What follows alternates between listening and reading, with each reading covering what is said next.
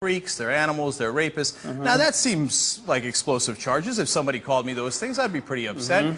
Now, did you believe that those people there literally were rapists or freaks or animals? Okay. The context of this is I had just spoken at CPAC, which is on private property at the Boardman. I go outside, I'm talking to people. Next thing I know, I hear chants. Everywhere I go, there are chants. The Occupy people are always there to try and stop my right to speak, stop Sarah Palin's right to speak. Were they inside? There were many that were inside that used false means of faking badges in order to get in there. But these people marched up a private driveway, trespassing, and created a scene which caused so that young kids there, and there are thousands of young kids there, so young kids and old people could not leave the building, and they were chanting intimidating thug-like chants. So I said to my bodyguards, and I don't think you care about this, but when Occupy makes a threat against Andrew Breitbart and states Mitt Romney has secret security, but Newt Gingrich and Andrew Breitbart doesn't, and I am forced to have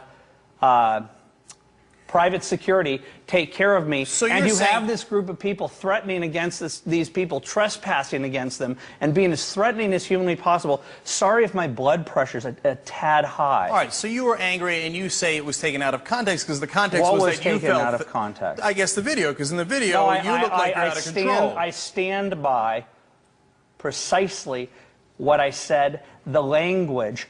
This is a group that is the counter Tea Party. I spent 2.5 years listening to you and the MSNBC crowd and the radical left frame the Tea Party as racist, racist, racist, racist, racist. They're racist. Everybody's guilty because of some sign in Tallahassee.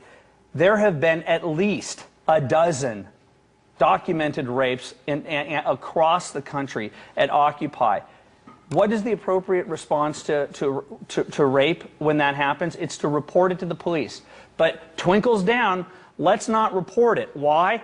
At the Occupy, why won't they report it? Because they don't want to hurt the image of it. I am holding your movement, the Occupy movement, to the same standard that you've held the Tea Party. Okay, let me address that. First of all, if you actually watch the Young Turks, we said, hey, listen, thank you. And I created your career. I created the Huffington Post. Oh, you did? I didn't know that. I did. The Huffington Post, you and Dalla Magna. Andrew, listen, we both have to talk, okay? So, now, on the Young Turks, yes, I get frustrated at the Tea Party, but I told everybody you can't hold people responsible for those signs. Now, there were people who spat on those congressmen. No, they didn't. Now, you claim since there wasn't video of it, it doesn't exist. All right, we got to go one by one. We got to go one by one. We got to go one by one. You just brought it up. Okay. And so I was saying, no, not everybody had those. In fact, I give the Tea Party a lot of credit. I think that they are frustrated with the establishment. We feel the same frustration with the establishment, but I think that they were misdirected. You brought up the spitting. Andrew, you got to let me finish. We got to go back and forth, okay? So now I think they were frustrated at the establishment, right? But when you go out there and say, call these people rapists, what I'm trying to get at... stop raping people. Stop raping people. I'm saying to the Occupy movement writ large, because the mainstream media will not report on the rapes because it's trying to protect it. I have quotes for you. This is a stunt in order to go over the mainstream media. Let me see if I can show you all of these. Wait, this is a stunt in order to go over the mainstream media to get people talking about the rapes. This is something you have not talked about in your show. The Huffington Post has written a book on Occupy and not mentioned that between October and November of the first month of Occupy, there were countless rapes. There were sexual assaults. People were getting groped there. So let's do and you that. would go to Zuccotti. There was even a place called the Ghetto. The Ghetto. Why? Because there was so much crime there. We had a young gal by the name of Chandler who took us on a tour there, and we asked, is it safe for women there? And she said, no, it's not. She said, the problem here, and this is on tape, this is Chandler, they all go by their anonymous names. Do you know what she said? She said, the reason why it's so dangerous is because a group that used to be called Acorn, she didn't even know what it was. A group that used to be called Acorn is paying dangerous people to be here at $100 a day. All right, now you brought up a lot of issues there. Hopefully we'll have time to take them one by one. So first of all, you said it was not reported by the mainstream media or the Huffington Post. Let me show you here graphic A17. Here's a headline in the Huffington Post. Occupy protesters wrestle with growing security concerns. And in the article, they talk about assault, drug dealing, drug use, rape, and attempted rape. And I said the Huffington Post book. Okay, so the Huffington Post has covered right. it. No, it has I said the Huffington Post book. Okay, it's trying so the to, Huffington Post has covered it. No, I said the Huffington so Post now book. let's go to ABC I News. said the Huffington Post book. ABC News headline, sexual assaults reported at occupied camps. Man arrested for 2 rapes in New York's Zuccotti Park. Sex offender arrested at occupied Dallas. Sexual assault occupied Cleveland. I have Yahoo News. I can go on and on and on. Local news. So you see that they have covered it. The local news has been pretty good on it, but I would say that... That was ABC News, Huffington Post, Yahoo News. Okay. That was not local With news. that many rapes, with that many assaults, with that many sexual assaults, we're talking about a movement that has been protected from day one, where these crimes are treated as they're somehow a matter of fact, where the imaginary crimes, the non-existent crimes, the central crimes that I can prove, and I'll bet you $1 million that I can prove to you, that Congressmen Carson and Lewis lied when they walked down the steps and claimed that the N-word happened. Well, okay, it became a dominant narrative in the mainstream media. That these guys did cover it. Now, you're saying that, well, they hardly covered it. You're saying that the Occupy movement, you're saying that the Occupy movement, that there has been rapes. So what you're doing is you're smearing the entire movement with what some hold on, let me finish. With what some people, and oftentimes almost all of these instances, were not part of the movement, that came in to abuse the people that were in that movement. So can I then paint with the same broad stroke and say, hey, you are part of a group, Republicans and conservatives, who like to have gay sex in bathrooms, all right, and gay sex with prostitutes, and then smoke crack off their ass. So if I came up to you and your group of friends and I started saying, hey, stop having gay sex in bathrooms, stop having gay sex in bathrooms, behave yourself, would that be fair? Would that be fair? Well, first of all, I can't wait to isolate that clip for the fun of it and put it out there on the internet. That was great. Okay, but you see what I'm saying? And what I'm trying to understand, Andrew, is if you're doing it on purpose, like you know you're being unfair, or do you think like you're being eminently fair? Like, do you really think that you could smear the whole movement with what people outside the movement let me answer really? you. You're going to have an entire half hour to talk about this. I'm being too fair because fair is playing by the same rules. Fair. Playing by the same rules that you and NBC, the Huffington Post, played against smearing the Tea Party.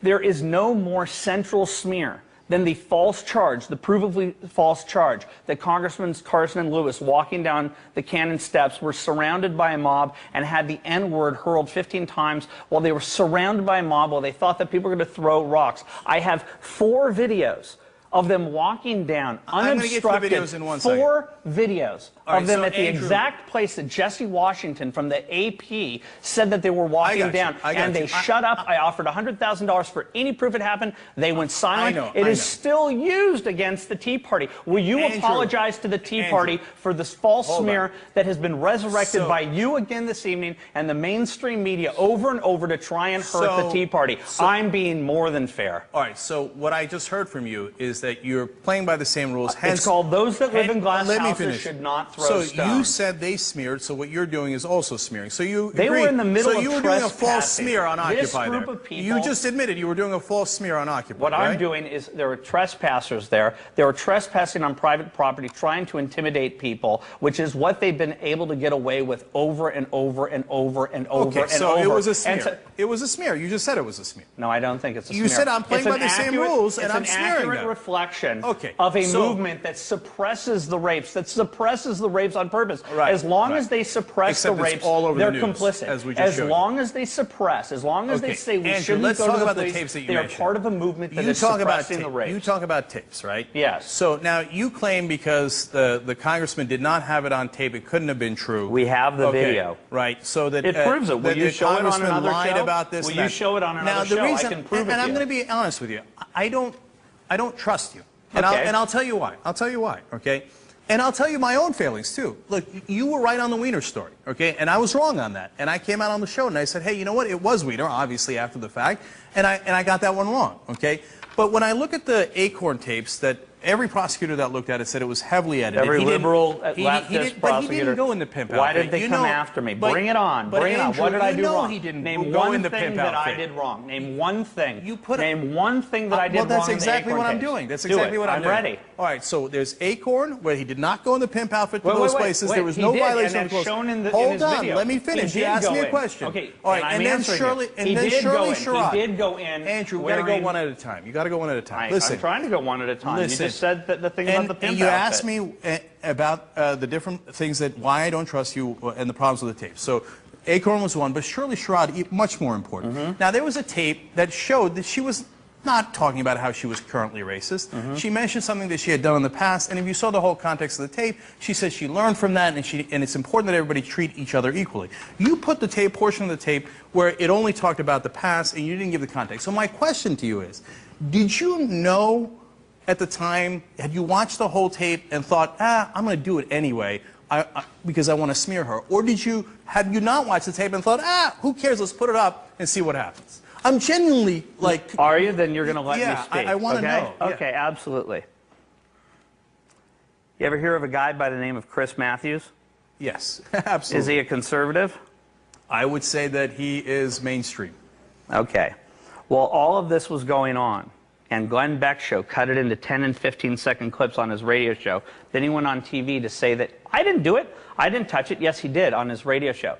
This thing was distorted by Glenn Beck at first, and they were worried that it would be on Glenn Beck's TV show.